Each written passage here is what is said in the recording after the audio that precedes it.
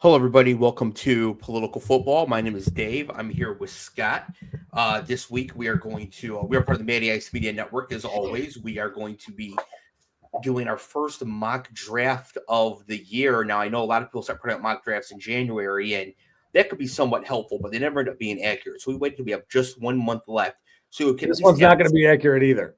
No, it's not, but it should be at least more accurate. It's post combine, post free agency. Yeah. So we at least like what teams are targeting, that sort of thing. Now, the way that we did this is that this is my mock draft that I did earlier today.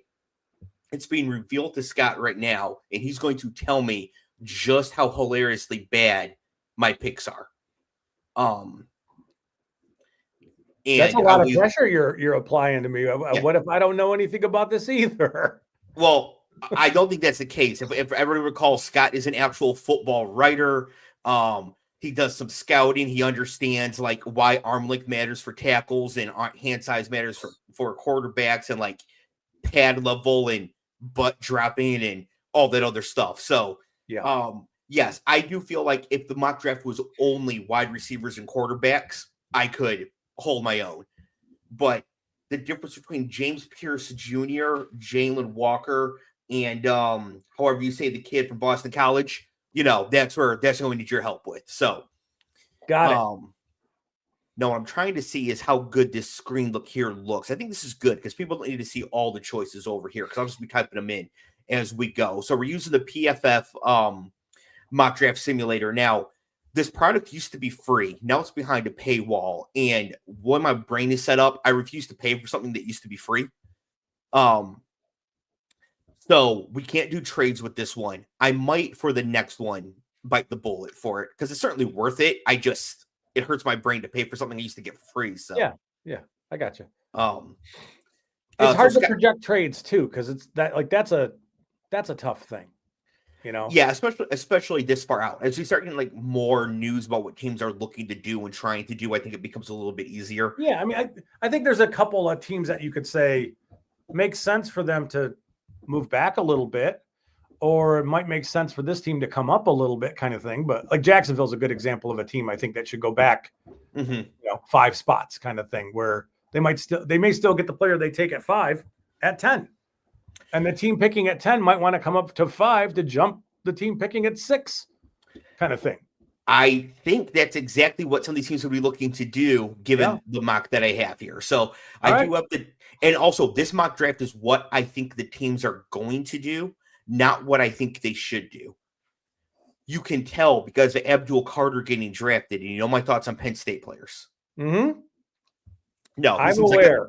He seems like a perfectly fine prospect. Remember, my point is that players from Penn State don't get better in the NFL, except for Chris Godwin. So if you're Saquon or Micah Parsons, you're a star in college, you can be a star in the league, but you don't come in and get better. Abdul Carter, he's pretty good. So you ready to get started? Yeah.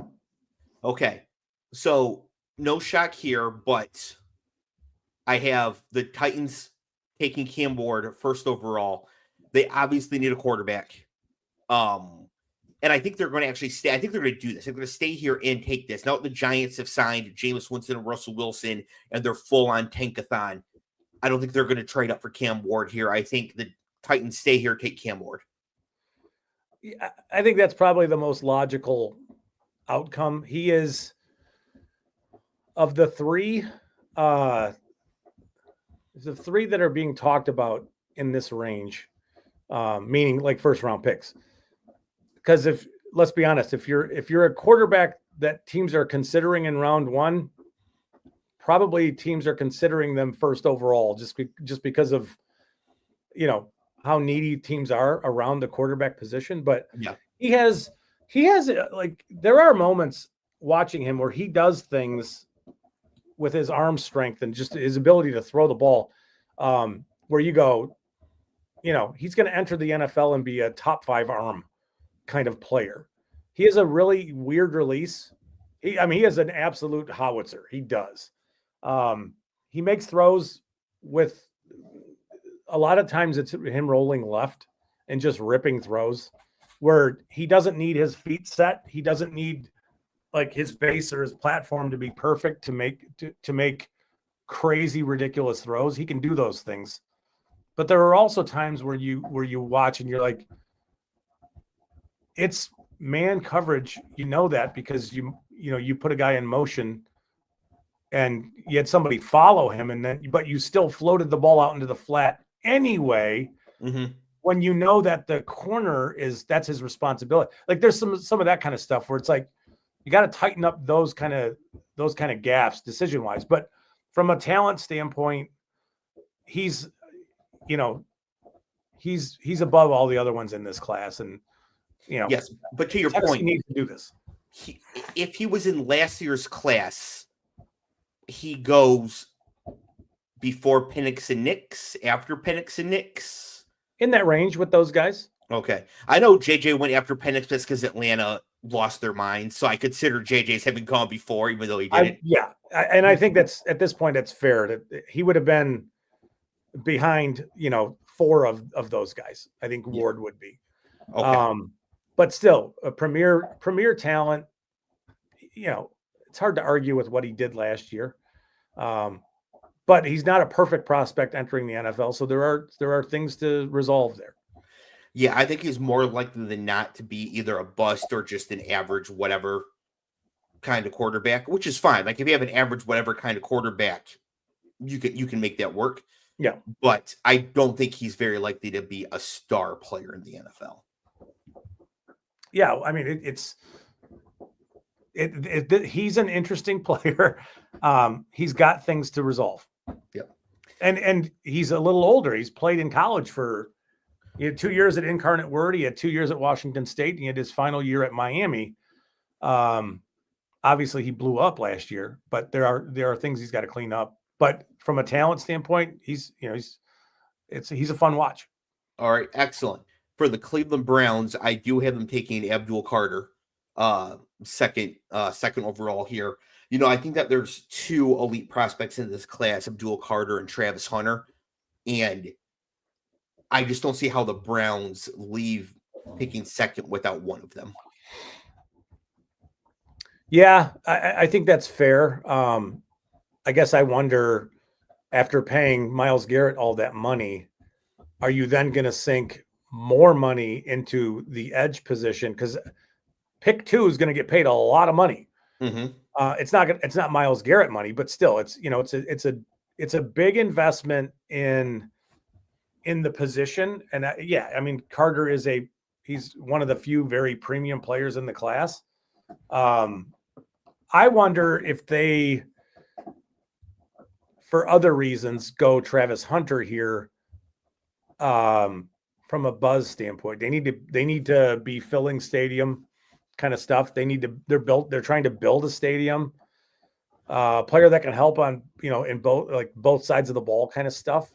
But again, I think those 2 guys, maybe some other ones too, but you can't, if you're the Browns and you're not taking quarterback, you need to walk away with a premium player.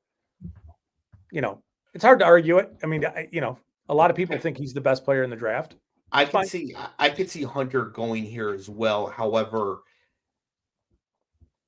what can the Browns do to be competitive in their division? They got Joe Burrow, they've got Lamar in there, and they got the Steelers, who will somehow win between 7 to 10 games every single year for whatever reason. So honestly, I don't know that taking Abdul Carter changes it all that much. I mean, you're going to get edge pressure and all that stuff, but you got a bunch last year and it didn't help you. You need to move past the Watson stuff and get into a different. You need another quarterback. You just got to reset things. If you were the Browns and the Lions offered you Aiden Hutchinson for the 2nd overall pick, would you take it? Yeah.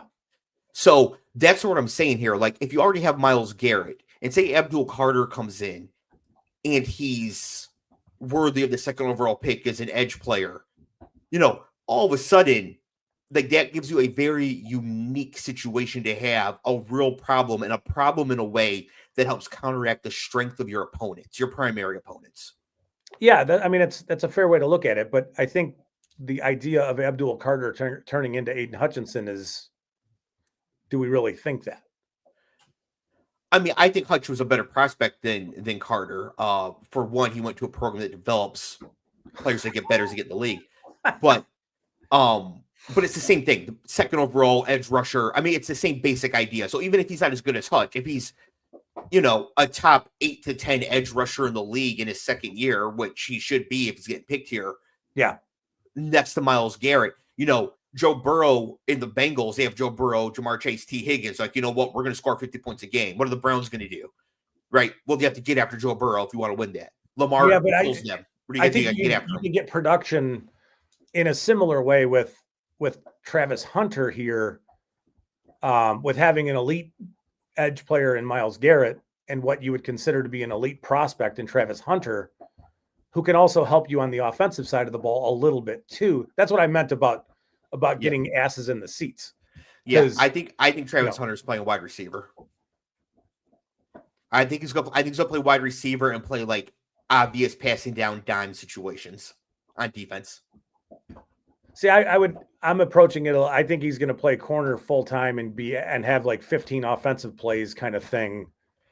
But I don't know that. I think that's what teams should do, but I don't think it's what teams are actually going to do. When they see him play offense, they're going to be like, you know what? You're gonna catch the ball. Yeah.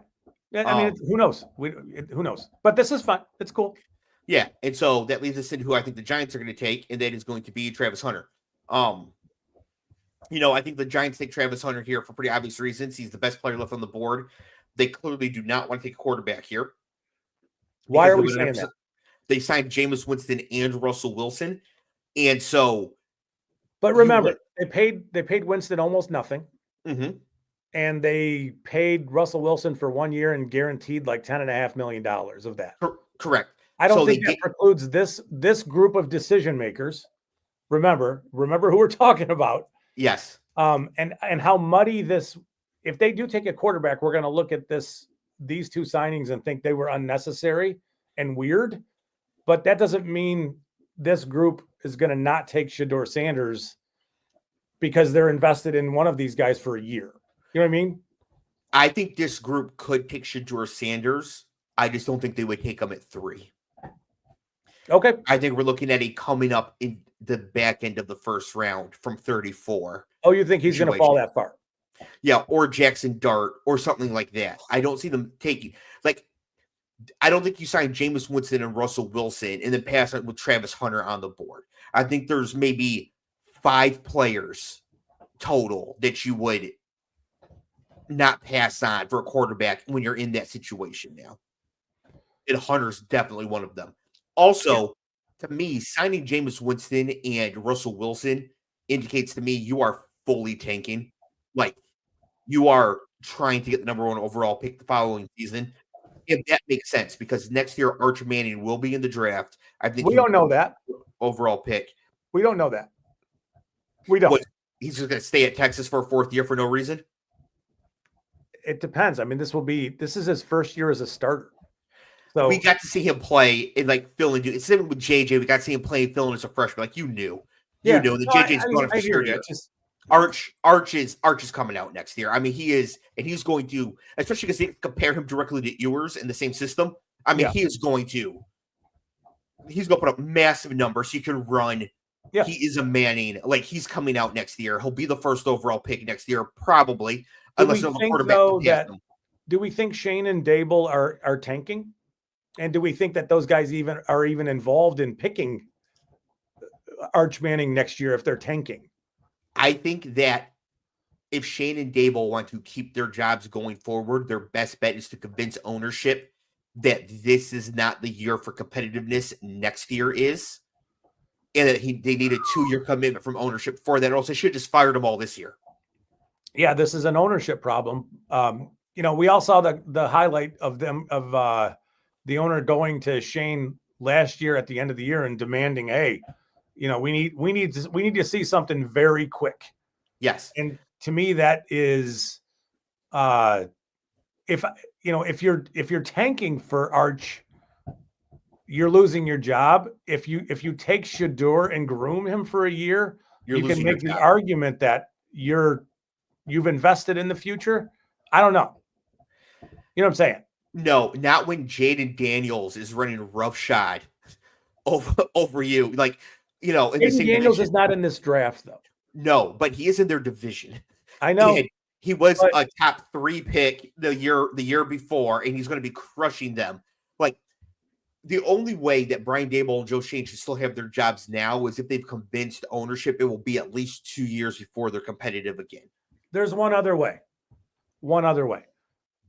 You have Russell Wilson, you have Winston, you have Malik Neighbors, you add Ashton Janty in the mix here. I know your head's going to explode, but you have a lot of excitement around that offense. If you do that, I'm not saying that's the right thing to do, but that puts some buzz back in the building. And it would be just like this group of decision makers to let Saquon Barkley walk and then to take a running back 3rd overall 2 years later.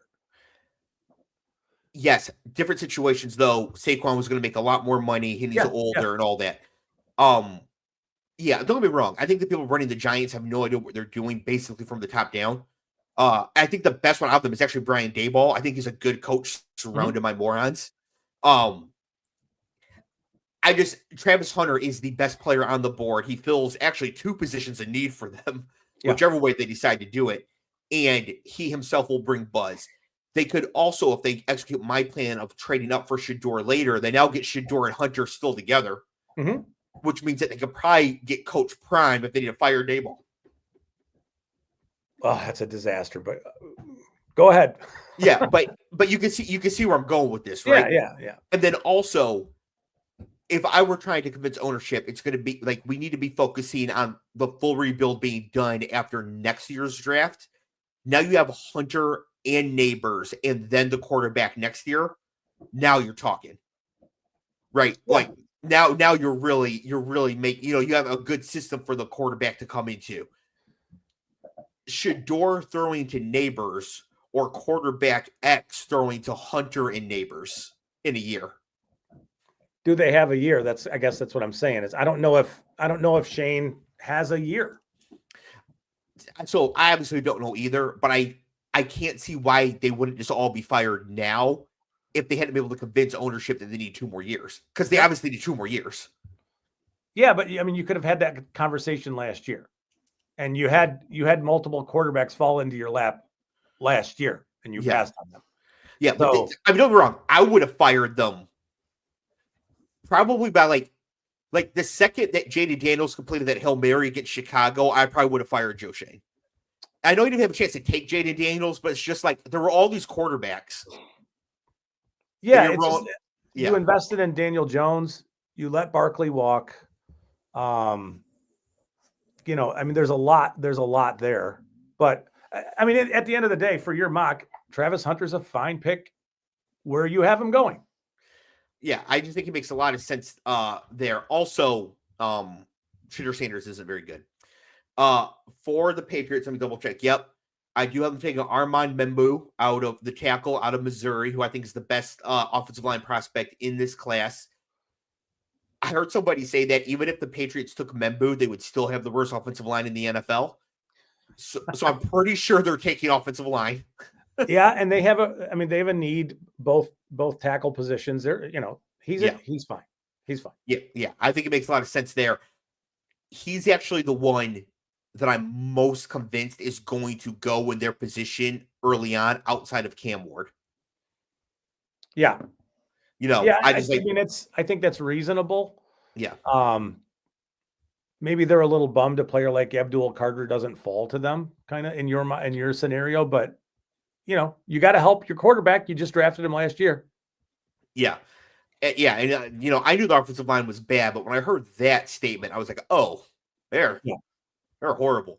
Yeah. Okay. Jacksonville, as you mentioned earlier, Jacksonville's probably a candidate to trade down.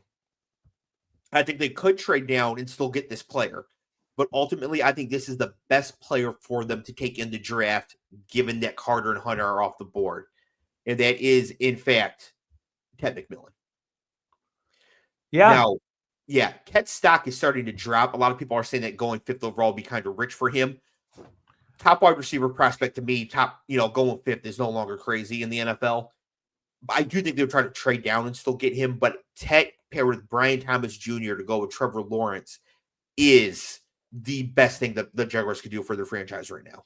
Yeah, if you look at Liam Cohen coming from the Buccaneers, you had Mike Evans as a outside receiver. You had Chris Godwin as a slot receiver, and those guys are uber productive. Mm-hmm. In this scenario, you have Tet outside, you have Brian Thomas Jr. in the slot. That's your best opportunity to help your quarterback, who you have to make work. That's the reason why you hire a guy like Liam Cohen. Yep. In this scenario, I think that a guy like Mason Graham makes sense, but and in this scenario where I think in the future we'll be talking about the Bears possibly coming up to try to steal Janty from Vegas. Mm-hmm. And you could see a scenario, a pretty good one, where Jacksonville will get Ted at 10. That makes sense. But for what we're doing, that's good. It's fine. Yeah, with them just staying where they're at. But I feel more confident in Tet to Jacksonville than Tet at 5. Yeah. Oh, for sure. Yeah. Number 6 for the Las Vegas Raiders. Everybody's trendy is saying they're going to take Ashton Jeanty right here. I do not think they're going to do that. I think they're going to take Will Campbell. Okay. Same reason, just better use of resources. Hey, we really want to be able to run the ball. Let's look at our offensive line. Oh my goodness. Elite offensive linemen are hard to find. Productive running backs are much easier to find, especially in this draft class. Their second round pick is going to be their second round pick could be the third running back off the board. Yeah, I mean, if they have conviction about Will Campbell, cool. Yeah, so that's what I see them doing here. I don't see them taking GT this high. Now, I do understand why people think the Raiders would take him. I mean, their head coach is now 900 years old. So he remembers the days when running backs were really important. And, of course, won Super Bowl with Marshawn Lynch. I just don't think that in the modern NFL, that's the way to build a winner. And I think Pete Carroll kind of does understand that. So I'm sure he would love Ashton Jeanty on his team. I think he understands that you can take Quinshon Judkins in the second round and Will Campbell is better than Ashton Jeanty and whatever jackass lineman you get 34th. Yeah. That's fair. For the Jets are the reason why Jacksonville may not trade down too far. Because I think if Ted's on the board for the Jets, that's a very interesting decision point for them. But for this exercise, I have the Jets taking Mason Graham. Are we not thinking about tight end possibly there? No. Maybe? No. Mainly because I really care about Cleve and his mental health. And I think if the Jets took a tight end at 7 overall, he would lose his mind. Now, could the Jets take a tight end? Sure. GT's still on the board. Like, they could move down, still get their tight end, something like that. But in this one, there's no trading. They're not taking a tight end yet. Okay. Just comparing just prospect to prospect, Mason Graham is a better prospect than Tyler Warren or Colson Loveland. Maybe. At a much more valuable position. As a defensive tackle? Yes. Okay. Defensive tackles that can pressure the quarterback up the middle. Yeah. I mean, that's that's pretty great. And that's what he can do. He can. We've seen, and I think that this is a trend that's going to play out. We've seen young tight ends struggle for a very long time to break out in year one. Mm-hmm. And I think those days are over. Because of the way they're being deployed. Like you saw Laporta in his first year have a breakout season. Who was that? You saw Bowers last year. Okay. I see what you're saying. I don't think citing Brock Bowers for that is particularly fair. Brock Bowers, it might be the most elite tight end prospect we've ever seen. The man led the SEC in YAC for 3 straight years. Yeah. I think Bowers is on another planet as a prospect. He might be like the Calvin Johnson of tight end level prospects. So if we take him away from this discussion, that idea does drop a little bit, and tight ends are still much more likely to be more productive in their second, third, and fourth year. Yeah. But I do think that we're going to see tight ends not needing whatever you want to call it, a year off of being productive. I think the way they're used in college now, and specifically the way they're deployed in the NFL, they're like big slot receivers. I agree with you, and I think we will start seeing more tight ends in the first round, more tight ends in the second round, and tight ends moving up, but not to 7. It's not like this is a class where there's 6 quarterbacks and everybody else is flat like last year. Yeah. There are some elite prospects at other positions. I mean, in any class, would I rather have the number 1 rated defensive tackle, the number 1 rated tight end? Like, yes, except for the Brock Bowers year. Yeah, it's just I wonder in this with the Jets, I wonder if Aaron Glenn likes Mason Graham because of the size requirements. You know what I mean? Like he's smaller. I mean, I know he's an outlier as a pass rusher. He is. Yeah. But he has 3 straight years of insane production. Yeah. Oh, he's an incredible prospect. He's an awesome player. I mean, I think that, right, I wouldn't want Tyreek Hill because he's too short, but sometimes you just gotta adjust it. I wouldn't want Tyreek Hill because he's a jerk. But other than that, I'd be like, no, because he's too short. But sometimes you just gotta be like, look at how big this dude plays. Yeah. Right. Mason Graham's like AJ Brown. AJ Brown is 6 foot even. He looks like he's 6'4". Yeah. Mason Graham. I mean, I get it. He's a really good player. He's polished. He's ready to roll. He should be productive immediately for them. Kirsty B says just hopped on Ted at 5. Yeah, just real quick to recap. Scott thinks Jacksonville will trade down from there. I do too. I'm more confident in Tet to Jacksonville than Tet at 5. But if Jacksonville stayed at 5, I think they would take Tet. I think Tet is the best pick for them with Carter and Hunter off the board. Moving on to Carolina. This was a team I actually had no idea what to do with. But similar to my idea with the Browns having Myles Garrett and taking Abdul Carter to strengthen one position group, I have the Panthers taking Jahdae Barron out of Texas to pair with J.C. Horn. They go up against Tampa, Baker Mayfield, Mike Evans, Chris Godwin. They go up against Atlanta with Drake London, Michael Penix, and the idea of Kyle Pitts. The Saints are bad, but whatever. 2 corners. You can always cover Chris Olave wherever he goes. So I think that would make a lot of sense for them. If Graham were still on the board, I think Graham is a lock. What do you think of Jalen Walker there? I'm not as impressed with Jalen Walker. I'm never impressed with the edge rushers who are super athletes but not very productive. There is a bit of a Georgia clause there because there's so many of them. Yeah. Yeah, and they play a very almost production prohibitive the way they align defensively. They just do. So it's I guess the issues with him is that he's a little undersized, but as a pure edge rusher, you'd have to move him just to an edge player. Yeah. And then off the field with him, it sounds like he is a spectacular teammate and everything that you could possibly want of a guy that you'd be investing in. Well, that's a teammate. If it's a spectacular teammate at Georgia, he should offer to drive his teammates around some because the Uber. That's the locker room thing they need. I've heard that Pete Carroll loves Jahdae Barron. And while it feels rich for Vegas to take Barron at 6, not to discount that. Regardless, and I mean here it's fine. Didn't they just pay J.C. Horn? They did, but it's the same idea. And I actually, with the salary cap era, I like this idea. Okay, we're going to have a great secondary and get some coverage sacks. Or we're going to have a great pass rush and get to the quarterback. Yeah. Or we're going to throw for 80 touchdowns if you're the Bengals and give up 50 points and play old whack football and see if it'll work. Yeah. Yeah, I think they're forced in some ways to do it. It's just, do you take, in this scenario, you're not taking a receiver this high. So it's between edge and defensive back, and they're both. Yeah. I mean, I think Barron probably has a higher floor as a player than Walker does because he's a little undersized, and you're moving him from off-ball linebacker to edge. There's always a risk with doing that, but it's fine. Barron's fine. Who do I have the Saints taking? Do you think? Janty? I don't know. Yes.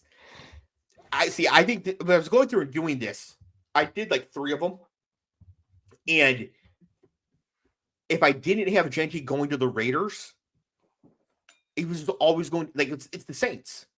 It's obviously the Saints. They're in cap hell. They have no quarterback. They have no offense to speak of. They need a running back They because still Alvin have Kamara is Kamara. 30 years old. Yeah. Yeah. I mean, they have Like- a lot of needs. It's not like, I mean, this is kind of the issue here of taking a running back. It's like, well, you need D linemen, you need O linemen, Yeah. you need everything. You know, they have not done a good job of filling out this roster. That's Elon Musk hasn't done a really good job of efficiently running the government. I mean, yes, that's exactly right. Yeah, I just think that he's right there. The other thing I could see them doing is just charging the Bears to move up one spot. Yeah, Give us your 4th round pick, or we're taking them. sure. Yeah, that's fair. Yeah. So now this puts the Bears in a very interesting situation. And for the Bears, I actually have them. Let me see. He can't be that far down here. Maybe he is. I have the Bears taking Josh Simmons. Ooh. Yeah. I think Simmons may fall out of the first round. Okay. Okay. Well, that's the sort of thing we're looking for here. Yeah. Okay. So for Chicago, I wonder, and now humor me for a second. They could go safety here. Totally fine. They could take a player like Shamar Stewart here, and I'd be a little bit pissed about it. But you just, as a Lions fan, I'd be a little bummed. Yes, of course. You just signed, you have Montez Sweat. You just signed Deo Adeyingbo. What did you call me? Deo Adeyingbo. The Bears just signed him in free agency, and he's a very interesting player. So I don't know that Shamar Stewart fits, but here's the scenario. Ben Johnson comes from the Lions system, right?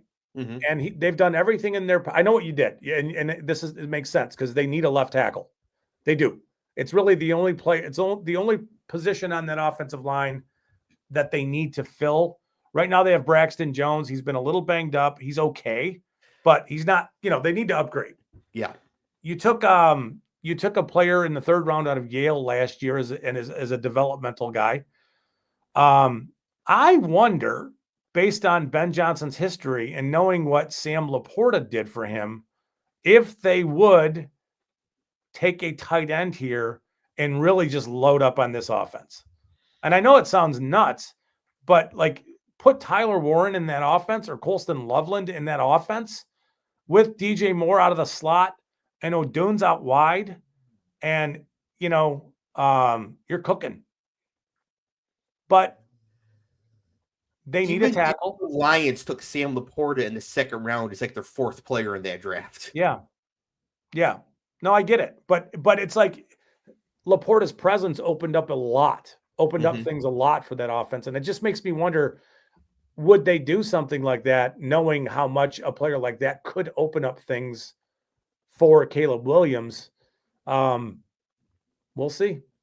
It could be a case to where they're either going up for Ashton Jeanty or they're trading down for Laporta, for Tyler Warren or Loveland. Yeah. Yeah. So Right, I think Tyler Warren and Loveland are easily top 15 players. Both are top 15 players in this class. And specific to the Bears, I wonder if a player like Malachi Starks is in the equation for them as the safety.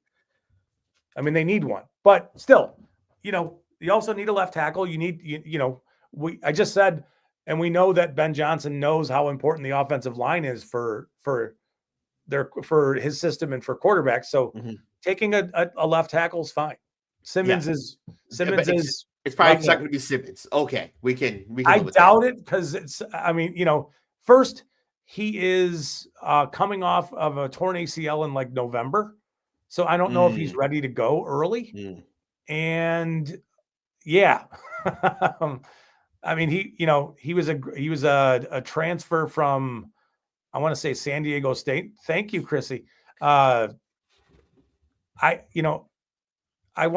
don't love his game, I guess, is whatever. Hey, that does it to me. Like every offensive lineman, there's been some where you've said they're going to be really good and they've been mid. Yeah. But there's been a lot, especially like 2nd and 3rd round offensive linemen, who're like, no, that guy's actually good. I remember you sent in our offline group chat, you actually started swearing when the Packers took Zach Tom a couple of years ago. You were all over that one. But when you say a first round offensive lineman's not going to be that good, you have been on it consistently for years now. So it's just, I think it's just rich for his overall profile. Yeah. Okay. For the 49ers that he loved, that I'm thinking Emeka Egbuka out of Ohio State. I know that will shock people that Golden is not the second receiver off the board. I just think Egbuka is a perfect fit for the 49ers. He's the Ricky Pearsall prospect, but better in every way. He ran a unofficial 4.48 today on the Ohio State track. Yep. I think you could just assume that that's at the Indy track this year. That's probably in the mid 4.5s. And I don't think that moves the needle for his profile, if that makes sense. But he is a really good fit for them because he can play the Z. He can move all over the place. He's a really good route runner. He's a very NFL ready receiver. And that's what they need. Yes. Yeah. That's where the fit is. How fast can this person learn how to play all three positions we need for wide receiver? Yeah. Egbuka can do it. Yeah. Also, Egbuka never played outside of Ohio State because they always had JSN or Marvin Harrison or Jeremiah Smith or Thor. They've always had somebody play outside receiver for them. Yeah, he can move all over the place. He's actually an outside receiver. They just put him in the slot and get on the field. Yeah. So I think that's where I think he's going to end up going. I just think he's a perfect fit right there. For the Cowboys. Are you going to make a golden pick here? What's that? Are you going to take a receiver here? I am not. Okay. So for the Cowboys, and Chrissy is a Cowboys fan, I'm thinking Will Johnson. Okay. They need really good players everywhere. They cannot miss on this pick. They need a pick that is for sure going to work out and just be at minimum an above average starter in the NFL. And Will Johnson was born to this. He's the son of Deion Johnson, who wasn't anything crazy, but he's a really good defensive back at Michigan. 5-star, top 5 in his class prospect, started as a true freshman, shut down everybody he played against, except for one catch Harrison had that was crazy. So I just think we need a corner. There he is. He goes. He plays. We're ready to go. Good. Done. Yeah. Can't screw He's it. a really good prospect, really good player. It's fine. Yep. For the Miami Dolphins, this is where I thought Malachi Starks could go. Yeah. And if he doesn't go here, I think he's going to fall quite a bit. But I have them taking James Pierce Jr. Okay. I hope that happens. Yes.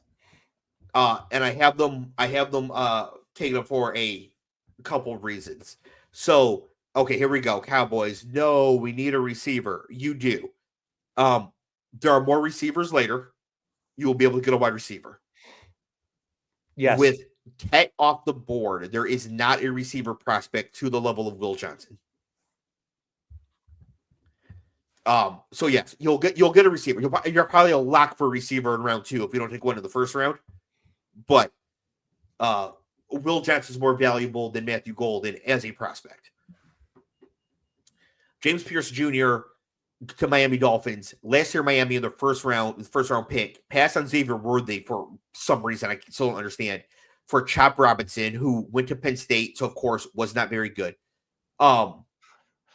And so they tried to do the exact same thing again with James Pierce Jr. Yeah, he's an interesting player. He's very linear. He's 6'5" in the mid to high 240s range. He is right now, I think, a better run defender than he is a pass rusher, which I know people are gonna think I'm nuts for saying that, because when you hear about James Pierce, all you think about is pass rusher. Mm-hmm. He's very tight-hipped, thin-hipped, and I don't know that he, at the top of his rush, he's quick, he's fast, he's explosive, all that stuff, but a lot of times he'll run past the pressure points because he's tight and he can't turn sharp angles and flatten down the line to a quarterback. There's that, and then the athletic. I mean, obviously he's got all the athletic stuff that you would want, but it's the limitations of his frame, and then some of what you hear about the off the field with him being he's not a bad, from what I understand, he's not a bad person or a bad guy. He's just a very difficult teammate and it sounds like he's a little bit hard to coach, where there's a stubbornness to do things the way he wants to do them. In the end, is that guy going to be a top 13 pick? I don't know, but he's certainly one of the better pass rushers in the class. It's just that he doesn't, there's some warts there, I guess. So you don't think he's going to go you think he goes more in the 20s? I don't know. He is one of the, I don't think there's a world that exists where Shamar Stewart is available and James Pierce gets drafted before him. Okay. I just don't. Okay. But I really value what Shamar Stewart already does. The problem is that he doesn't have a lot of pass rush productivity, and Pierce does. So I get it. It's just a preference thing. For the Colts at number 14, I do have the chalk. I just don't see them passing on Tyler Warren. Yeah. Fine. Moving on. I mean, yeah, they need a tight end. He's the second best tight end in this class, but people seem to think he's the best for some reason. So Tyler Warren goes there. I think you're saying he's the second best because he's breakout age is older than Loveland. Is that what you're doing? Yeah, he just is older than Loveland. Yeah. Tyler Warren had insane numbers this year, but Colson Loveland he's a pretty nice tight end. Yep. So, so it's possible Warren is better, but it's just hard having watched every snap Colson Loveland play at least 3 times over the last 3 years to be like, no, this other tight end is definitely better unless it's Brock Bowers. Yeah. No, I like Loveland too. I like Loveland's game too, but Warren's a little different. They schemed him up a lot. They did a lot of things for him. Obviously, he was insane last year. Mm-hmm. His production was crazy. He's an interesting player. I think he's a fine fit there. Yeah, and I really think the difference here is Tyler Warren, Colson Loveland, Travis Kelce, Mark Andrews. Yeah. So it's just different. It's just stylistically different, and I still prefer Mark Andrews to Travis Kelce, despite Kelce being obviously better in the position. If I just pick one for my team, I would take Andrews. So that could be what's happening here. The Falcons, I have taken Matthew Golden. Cool. Yes. So you get Penix, Golden, Drake London, the ephemeral idea of Kyle Pitts and Bijan Robinson. Yeah. That's pretty good. Penix should be happy. Yes. And if it doesn't work out, everybody's fired. Yeah. Quickly. Yeah. We're going. Cardinals were a tough one for me. No, I meant they're going to get fired quickly. Oh. I wasn't moving you along. I mean, I am trying to move us along a little bit faster. I got it. But yes, no, they're all getting snapped off clean. If they don't make the playoffs, if they don't win if it's bad, they're all gone. I have the Cardinals taking Jalen Walker. Mainly because to me, in that scenario, with you having them taking an edge, it's cool. It's Jalen in this scenario. It's Jalen Walker, Shamar Stewart, or Michael Williams. Yes, and they have in the past shown a willingness to go with different height, weight, speed athletes, different size guys. They'll do it again. It's cool. So what we're going to do then, because these picks all go in a row for me. So I've got Walker to Arizona, Williams to the Bengals, Stewart to the Seahawks, all in a row. All right. Do you have any issue with this order of these players? Would one of these teams be like, oh no, for sure the Bengals would take Shamar Stewart because scout words? I don't think the Bengals would. I would. Right. So I would take Stewart. Stewart would be long gone if I was a GM of one of these teams. I don't know. how Michael Williams' game is going to translate to the NFL.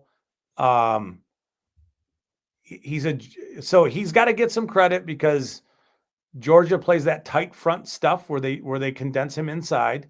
And a lot of times his first step is toward the ball and not threatening it's like into the B gap. And their responsibility as edge players is to blow up gaps and force runs outside, right? Yeah. Shamar Stewart played in the same scheme at Texas A&M. Shamar Stewart's bigger, significantly more athletic, and much more polished against the run already. Okay. So I think that his upside, you got to tap into some of the pass rush stuff with him, but I would take him all day long over Michael Williams, and I wouldn't even blink about it. But in this scenario, I think Michael Williams is fine. They need somebody to play that squeeze Trey Hendrickson role down the road, unless they're trading him. I don't know what they're doing with him. My guess, they've been asking for, I think, a first-round pick for him, which is nuts, considering you have to pay him. So it sounds like they don't really. I mean, it's the Bengals. They don't really want to trade him, but then they want to. They're going to want to. They don't want to pay him his premium money either. So good luck. I don't know what's going to happen, but this scenario is fine with what we're doing. You went, edge, and it's fine. It's good. Yeah, I like I said, to me, this order could have been flipped any which way. Yeah, I just kind of went Buzz in order, but and we're actually not done with the edges yet because now we have our man here, Ezekiel Uwaku. Donovan Ezeraku. Like it. All right, Ezeraku. He is a phenomenal prospect. He might have the best pass rush arsenal in the entire draft. Like his ability to rush the passer is ridiculous. His hand usage, the looseness of his lower body. He's an interesting profile though. He's 6'2". And 247-ish pounds in that range. It was sub 250, but he's big. He's just a little bit short, but he does have 34-inch arms. So it's a really he's 34-inch arms, and I want to say he has a 6'10" wingspan. Oh, Will Campbell is jealous. So so you're not looking at a player who has any length concerns. The only player I think that would be a slam dunk right here, right now, for Tampa over Ezeraku is Jihad Campbell. And if Jihad Campbell is there at 19, I would think that Tampa Bay runs to the podium for him. So I've been seeing a lot of buzz on Jihad Campbell recently, including from you. And I just sort of stubbornly keep fighting against it because he is an off-ball linebacker, isn't he? He is, but he is really good in coverage. He's really good against the run. And he's really good as a blitzer rushing the passer.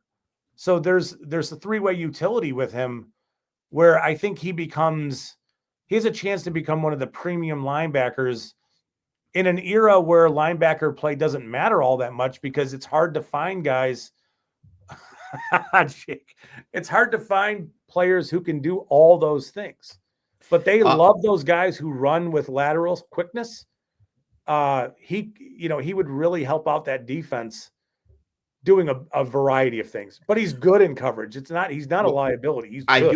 I do have Campbell going in the first round, so he will come up here.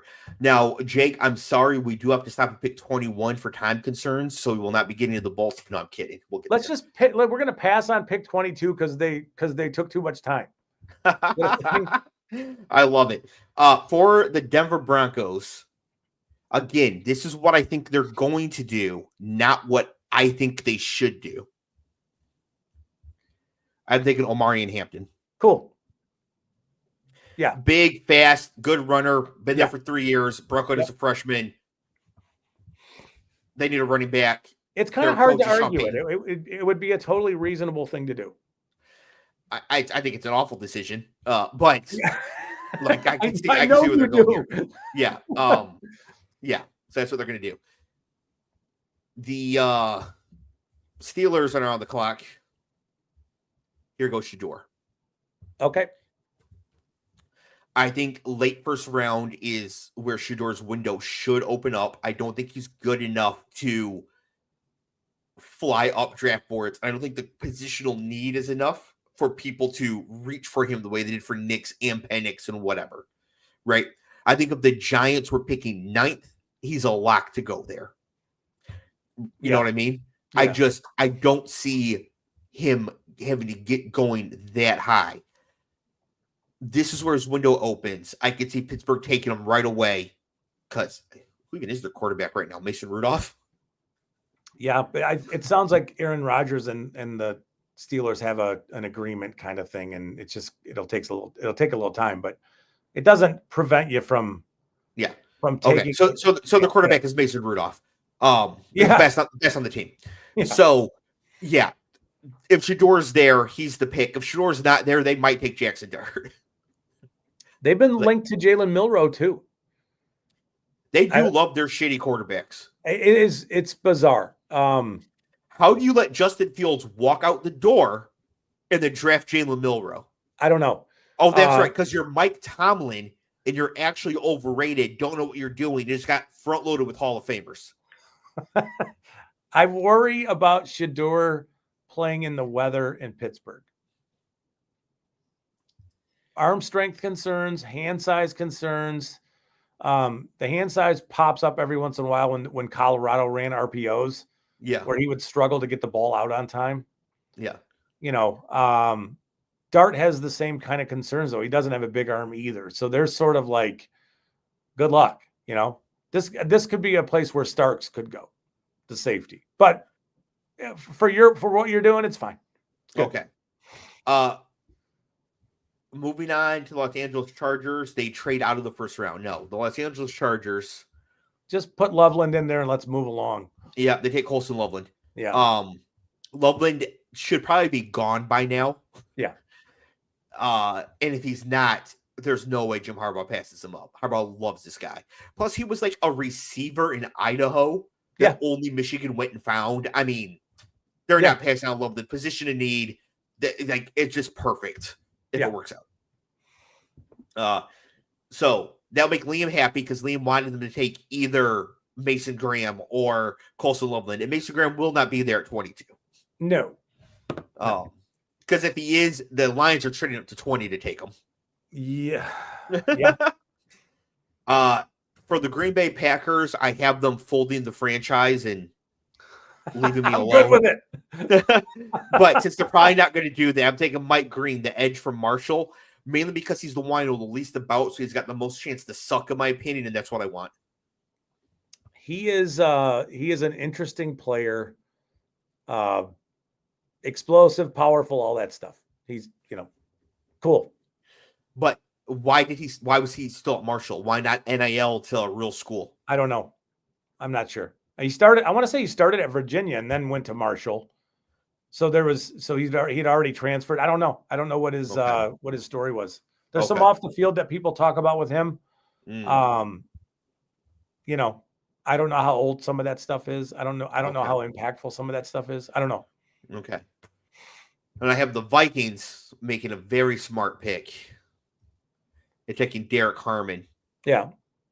Who I think had like prior knowledge of the Mel Tucker situation and immediately fled Michigan State. Yeah. He's an interesting one. He had Dan Coleman and Thorne. They were all like, you know what? Peace. Yes. He had to remake his body. And he did at Oregon. He's an interesting player. Somebody I think the Lions should be interested in. Yes. But he's tall, a pretty explosive guy for being 6'5" and 310 or whatever he is. He can do a lot of things for you as an interior defender. Yeah, really interesting player. He's really good. Yeah. Yeah, he's just a really good player. I could see him he'll make 2 Pro Bowls, but he'll play for 12 years. Yeah, and even having to remake his body, he still has a weird body. He's very thin. He's thin in his lower half, and he's really thin below. Like he's really thin in his calves and his ankles and stuff. And he's very big in his upper body, including some. If you're 310 pounds, it's not all great weight. So, Having said that, he's pretty damn disruptive and he's very difficult. He's difficult to block and he's got some lateral quickness. He'll make plays against the run. He's going to give you some pass rush stuff. Yeah, he's a good player. I don't like the Vikings taking him there. Not a fan of that. Yeah, me either. But hey, it's what they're going to do. Moving on to the Texans. I believe they have Good pick. 3 total offensive linemen. Yeah. So they're going to take Kelvin Banks. Yeah. Out of Texas, plug and play, go start. There you go. Yeah. The Los Angeles Rams, who just continue to draft immediate good starting players, take Jahad Campbell. Yeah, I think that makes sense. And I also think a player like Kenneth Grant might make some sense for them too.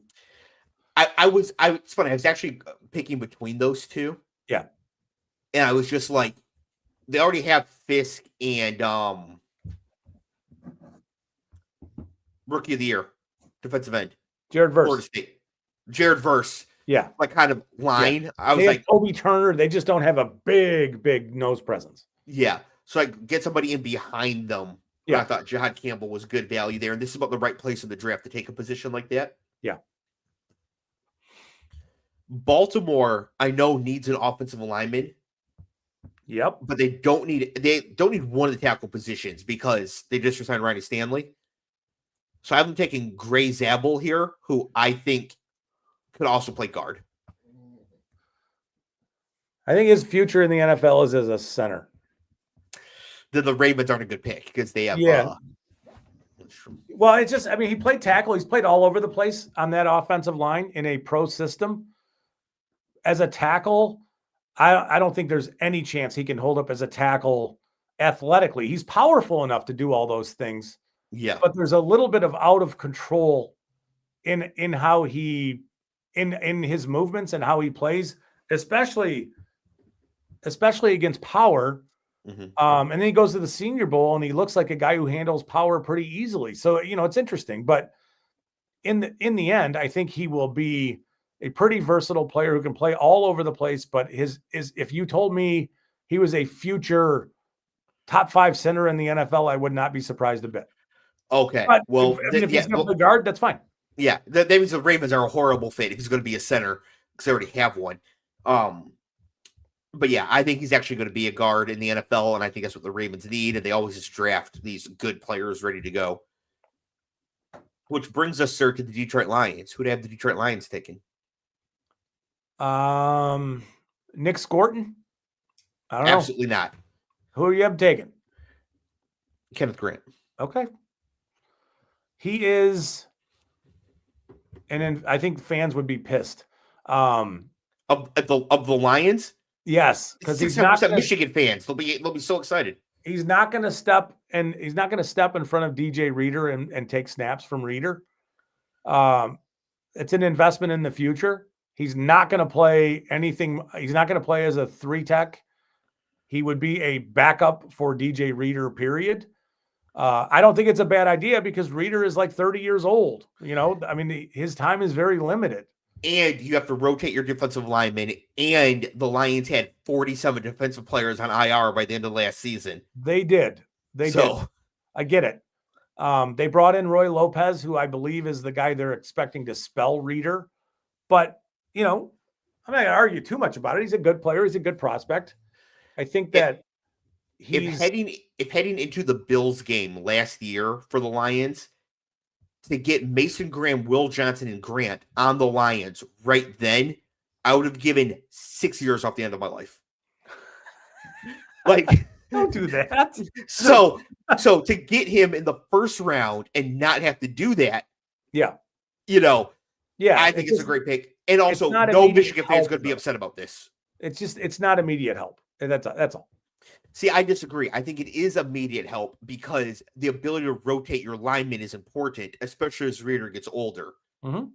Right. And you have the injuries and all that. I don't think that it's it's not like it'd be more like taking it'd be like if they took a wide receiver here. Like, I'd be all over that though. Yeah, it's like, okay, obviously there's other pass catchers. You're not going to come in and be the number one receiver here. Yeah. But like we see how you still help us out a lot, and you're an improvement over Tim Patrick. Yes, you can't have too many weapons. Yes. Yeah, and you can have too many good defensive tackles. Yeah, I think he's limited to be a nose. Here's something to think about though. And we haven't heard this, and I've asked, and there's no great answer yet. Are the Lions staying with their even front 4-man system? Because if you look at the players that they have, if they were to go to a 3-man front and have Hutch walked up as your outside linebacker in a 2-point stance, they have all the bodies in the world to fill that out. Does Reader's your nose? You'd have Pascal as a 5. You'd have all those bigger, tweener bodies playing 3s and 5s. You'd have McNeil moving all over the place. You could kick some of those bigger bodies outside and then just bring Hutch off the edge. Does that put Hutch in coverage too often? Not necessarily, because he's just a pass rusher, first and foremost. I mean, think about TJ Watt in Pittsburgh's defense. Okay, I see. Right. Like he's walked up on the edge. And the only reason I wondered is because they brought Casey Rogers in from Tampa, where they did run that system. Right. So the Lions have the personnel to complete their defense. If they do go with an odd front, they really do. And then you look at some of the players in this draft who fit, like, dude, Josiah Stewart would be a wrecking ball in that kind of a defense. Yeah, but he's a day 2 guy for sure. I'm not saying at 28. I'm saying you're moving up from pick 60 to go get Josiah Stewart kind of thing. Donovan Ezeraku is the player I really hope the Lions end up with. If they take Ezeraku, my pants are coming off. And that's a true story. But in your scenario, Grant would give them lots of versatility and lots of intriguing things to be able to grow into a role, but clearly behind Reader. But still, you're not arguing with Kenneth Grant at pick 28. It's okay. No. The Commanders sprint to the podium in this scenario for Malachi Starks. Yeah. Yep. They would in this scenario, Goodell would have to be done doing the awkward bro handshake with Kenneth Grant getting swallowed up by him before they're already announcing Malachi Starks to the Commanders. Yeah. The Commanders official at the draft might just shout it from the floor. Yeah. Just an absolute no-brainer there. Would be incredible. I think Starks will go higher than this. I do too. I had trouble finding a good spot for him if he made it past Miami. Yeah. Yeah. But he's the sort of player that a good team would move up a little bit to go get. Yeah, in this class. Yeah, specifically in this class. He's a good player. At this point in the draft, the players that we're talking about taking right now are very, like Gray Zabel, right, to Baltimore. Yeah. You could find a guy like that at the end of round 2, a really similar kind of player. You know what I mean? Yeah.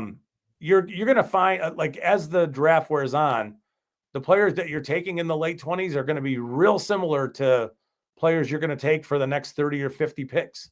That's where the meat of this draft is. Yep. For the Bills, I have them taking one of my all-time favorite college football players, Walter Nolan. Really? Okay. And the reason I love Walter Nolan is that Walter Nolan was very heavily recruited by Michigan. Mm-hmm. Like extremely highly recruited, and should have gone to Michigan. I think if all things were even, he would have chosen Michigan. But this was a little bit before NIL. Yeah. And he went to Texas A&M. Now, I'm not going to cast aspersions on the air. I'm just going to say there's probably a good reason that he went to Texas A&M. Mm-hmm. That allowed Michigan to then go out and scout to find 3 stars, Mason Graham and Kenneth Grant, for the following year because they needed like 97 defensive tackles. Yes.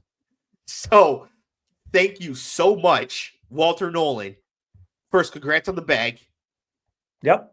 And thank you for opening the door for Mason Graham and Kenneth Grant to come to Michigan. This guy probably helped us win a national championship. Yeah, he did by not being here. That's true. Yeah. I mean, Also, he's a really good defensive Buffalo, tackle. I don't know what Buffalo would do with him and Ed Oliver together because they're both threes. So, you know what I mean? Like, but still, his first step quickness is ridiculous. He has to figure it out. Like, he is a gap penetrating kind of player, but after that, it's almost like I've done my job. I'm in the gap. Mm-hmm. Well, no, now go find the ball. So there's not a lot of production to go. There's not a lot of production to go with how disruptive he is. But if somebody can get him figured out, he will be a insanely productive player just based on his get off. I think Seattle at 18 is in play for him too, because Mike McDonald was leading the recruitment of him at Michigan. Yeah, I could see that. And it's just like, we gotta get him, fully understanding what his role is and buying into it's not just finished with your first step, so finish the play kind of stuff. For the Kansas City Chiefs at 31, I'm taking Trevion Henderson, which means, yes, I think as of right now, 3 running backs will go in the first round, which means I think it's a bad draft. Good for fantasy. Yeah. But yeah, but Trevion Henderson, really good running back, inside, outside, catching the ball. Just like, if you think to yourself, what if Isaiah Pacheco was actually really good at football? Yeah. And that just ran like an angry toddler, but was like an exceptional football player. Yeah. Like, what if Isaiah Pacheco moved like DeAndre Swift? Yeah. And I think that's kind of what Trevion Henderson is, and it's just a perfect fit for Kansas City needs. Yeah, and one of the things that stands out with Henderson is in pass protection, he's an assassin. Yes. So he wouldn't have to come off the field on third downs. Mm-hmm. Like, he's lethal as a pass blocker. It's fun to watch. And he's explosive and he can do a bunch of stuff. I mean, I don't think he's not a player that you're gonna get tons of volume fronts, because I don't think he is. I think he needs to be in a committee. So it's cool that Pacheco's still there and they can kind of roll a committee with those two guys. But yeah, he's a good player. It's fine. And finally, the Philadelphia Eagles, and I think this might actually happen. Take Luther Burden. Yeah. Oh, yeah. The draft's getting graded. Oh, what the heck is this? I'm not subscribing to anything. You can't make me. Hang on. Okay. Oh, you have to pay for a grade now. No, I ain't doing that. I'm just going myself an A. Yeah. Oh, clearly it's an A. Yeah. So then I have the Eagles taking Luther Burden at 32. I think he's a perfect complement to what they already have on that team. Yeah, as I think about it, yeah. He could be. Like, if I could pick any receiver to go be the number 3 on the Eagles right now, I'd take Christian Kirk. And to me, Luther Burden is like Christian Kirk, but younger with more wiggle, and Yeah, I don't. Needs to play out of the slot. He needs lots of manufactured touches. Yep. You have room in that offense to do that for him. He is almost Debo-like, where the difference is that Debo was a great route runner, but also an incredible with the ball in his hands. Yep. Where I don't think Burden's a great route runner.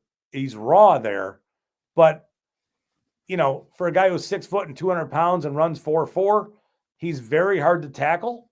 I would understand why you would want to get the ball into his hands quickly and just let him, force missed tackles and kind of stuff. He'd be another pain in the ass, on offense for the Eagles. And you know what the best thing is for players like that who need manufactured touches close to the line of scrimmage, that sort of thing, is a really good running game. Yeah. Yeah. So give me Burden on the Ravens or the Eagles, right? Teams that can. I think Zolt's rich for the Lions. I don't think he's quite good enough there, but for the Eagles wide receiver 3 spot specifically, I think he's just absolutely perfect. Yeah. And would be a great addition. for them, and he'd help AJ Brown and Devontae Smith as well. Because if you just ignore Luther Burden within 5 yards of the line of scrimmage, you're in trouble. Yeah. Yeah, and I could see them putting together packages where Burden's in the backfield, right? And doing some weird motion stuff, some jets, some reverses, just, here's the ball, go wreak some havoc, kind of stuff. Yeah. Yep. I completely agree. So that is our first mock draft here. We'll try to do another one right before the draft. Yeah. We have to preview all the various positions here leading up to it. But I thought it was a great way to get introduced to some of this top talent. Was there anybody who I didn't have going that you think should absolutely be there? You had mentioned Scourton before. If we still had the app up, you could list off, the whatever the top 10 players are, and I'd tell you, yeah, I think that guy's a first rounder, but I don't know who they'd be at this point. Well, give me 1 second. Daily draft limit reached. Subscribe now. Well, you know what? I won't be doing that. Next time we'll make some notes. Good. Next time we'll make some notes. I'll just say Luther Burden and not click on it and lose the lose the screen. Yeah, I'm trying to think who else. Yeah, it's so hard when you can't see it anymore. I just remember Scourton was right there. Yeah, we didn't have Dart. Let's just go by position. We didn't have Dart. No. The running backs were covered. The receivers were covered. The tight ends were covered. There may have been an offensive lineman who might have Donovan Jackson from Ohio State, the guard, who played tackle for them. I think should be a first round pick. Not as a tackle. Not as a tackle, as a guard. He was ass as a tackle. I mean, I loved it, but he was not a good tackle. No, but he's a guard, and I think he's ready to go immediately, and he will play as a high level. So I would. Okay, let me get him at 27 to the Ravens then, because a guard is what I think they're going to take. Okay, fine. Yep, I think that makes a lot more sense. Let's see, defensive interior. I don't know that we missed anybody. I don't think we missed any edges. I'm sure we did. Linebackers are a non-factor. Probably some corners. Malik Hairston. Maybe Revel from South Carolina or East Carolina might be a guy. See, I think Revel's a lock for the first round without his injury. Yeah. But with his injury, I don't like I was looking for a place to put him. Yeah. And I was like, maybe the Chiefs instead of a running back or something, but I don't see him going ahead of Hairston for that reason. So like I have to get them both in there, and I just couldn't find a way to do it. Hairston's small and he's got some off the field from what I understand. I don't know what that is, so whatever. The only player maybe is Nick Emanwari, the South Carolina safety. Yeah, but last week you said you thought he sucked. I know, but I don't know anybody else who thinks that. So I think he'll go in round one. Right. So okay. Just being honest. Fair enough. That's all good. We're good. Okay. Well, no. So that was good. So that was our mock draft here for to start off the draft season, or in the middle of the draft season. Scott, any final words before we get out of here? No, we're good. Nothing for me either. Thank you everybody who joined us here on the live stream in the chat. Chrissy B, Jake, Liam. Appreciate it. Thank you everybody who was watching. Everybody, please like, subscribe, share, tell your friends, all that sort of stuff. And we'll be back next week. Peace.